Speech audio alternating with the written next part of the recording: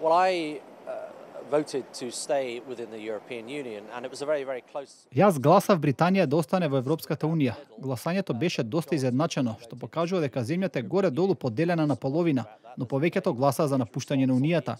Јас сум разочаран поради тоа.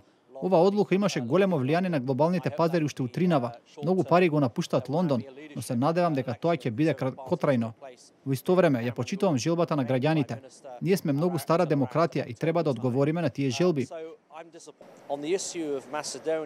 Во однос на Македонија, моја желба е Македонија да биде дел од Европската унија, но целото прашање за прием ќе биде во рацете на другите 27 земји членки.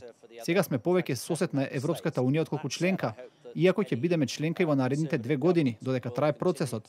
Ние ќе продолжиме да имаме меѓународни партнери и да ги поддржуваме нивните желби за членство во НАТО или во Европската унија.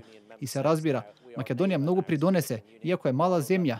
Незината војска има голема улога во Авганистан и во мировните мисии во Централно Афричката република и во Либан, и таа поддршка мора да продолжи. Сигурен сум дека Обединетото кралство ќе продолжи да ги поддржува меѓународните аспирации на Македонија за членство во НАТО и во Европската унија.